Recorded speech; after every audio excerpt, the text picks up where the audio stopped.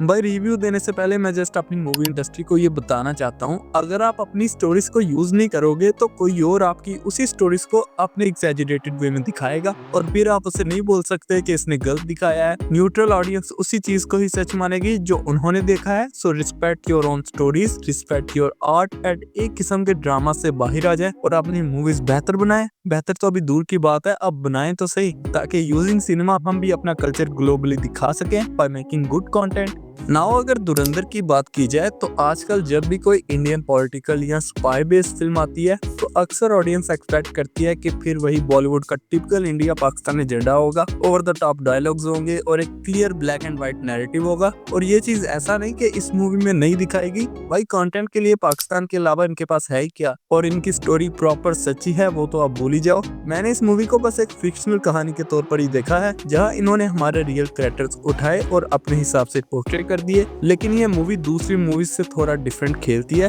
ये फिल्म सिर्फ border politics या पैट्रियोटिक स्लोगन्स तक लिमिटेड नहीं रहती, इसका बहुत स्ट्रॉन्ग फोकस लियारी की गैंग वार और उस अंडरवर्ल्ड कल्चर पे है जो नॉर्मली मेन स्ट्रीम सिनेमा में सरफेस लेवल पर दिखाया जाता है। यहाँ गैंग सिर्फ बैकग्राउंड एलिमेंट नहीं है बल्कि स्टोरी का कोर है और ये चीज फिल्म को थोड़ा फ्रेश बनाती है। लियारी की गैंग वार को जिस तरह पोर्ट्रे किया गया है वो काफी रॉ और अनसेटलिंग है। ये ग्लैमरस क्राइम वर्ड नहीं दिखाता बल्कि एक ब्रूटल, ब्लडी और मॉरली करप्टेड सिस्टम दिखाता है। कैरेक्टर सिर्फ गन के साथ नहीं बल्कि अपनी आइडियोलॉजीज, अपनी लॉयल्टीज और अपनी पर्सनल वॉर्स के साथ लड़ते हुए नजर आते हैं।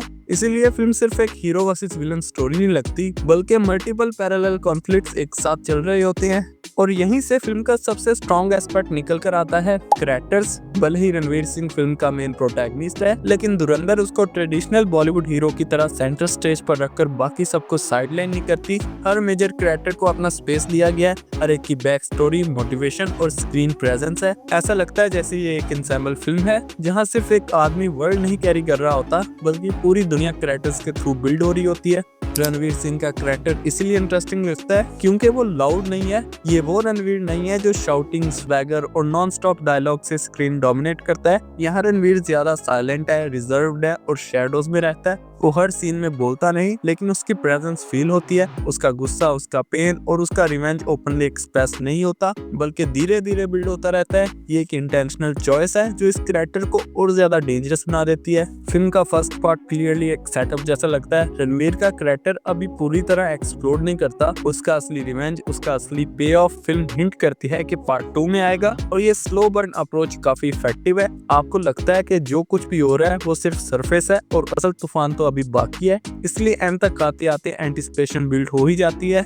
वायलेंस की बात करें तो फिल्म बिल्कुल भी पीछे नहीं होती। गैंग वार हो या पर्सनल कन्फ्रंटेशन, सब कुछ रॉ और गौरी है। ये वायलेंस स्टाइलिश नहीं है बल्कि अनकंफर्टेबल है, जो शायद इसलिए इफेक्टिव बनता है। कुछ लोगों के लिए ये ज्यादा हो सकता है लेकिन फिल्म की टोन अगर समझी जाए तो ये वायलेंस जस्टिफाइड लगता है क्योंकि ये उस दुनिया का हिस्सा है जहाँ ये कैरेक्टर्स जी रहे हैं। डायरेक्शन और सिनेमेटोग्राफी इस गैंग वार नैरेटिव को और ज्यादा पावरफुल बना देती है। डार्क विजुअल्स, हैंडहेल्ड शॉट्स और टाइट फ्रेम्स एक क्लॉस्ट्रोफोबिक फील क्रिएट करते हैं, जैसे ऑडियंस भी उसी डेंजर स्पेस में फंसी हुई हो। बैकग्राउंड स्कोर भी ओवर ड्रामेटिक होने की बजाय टेंशन को क्वाइटली पुश करता रहता है। ओवरऑल धुरंधर एक ऐसी फिल्म है जो बॉलीवुड के टिपिकल पॉलिटिकल टेम्पलेट से थोड़ा हटकर सोचती है। ये सिर्फ इंडिया पाकिस्तान डिबेट तक लिमिटेड नहीं रहती बल्कि पावर, क्राइम, लॉयल्टी और रिवेंज जैसे थीम्स को एक्सप्लोर करती है, स्पेशली लियारी के गैंग वॉर बैकड्रॉप के थ्रू, जो कि पूरा इनके दिमाग का लियारी है। रियलिटी में इस मूवी पर कुछ भी यकीन नहीं किया जा सकता क्योंकि at the end of the day है तो पॉलिटिकल एजेंडा ही। हाँ, कैरेक्टर्स इंटरेस्टिंग है, परफॉर्मेंसेस अच्छी दी हैं और स्टोरी में कन्विक्शन क्लियरली नजर आती है। ये हर किसी के लिए नहीं है लेकिन जो लोग इंटेंस, कैरेक्टर ड्रिवन और सीरियस सिनेमा पसंद करते हैं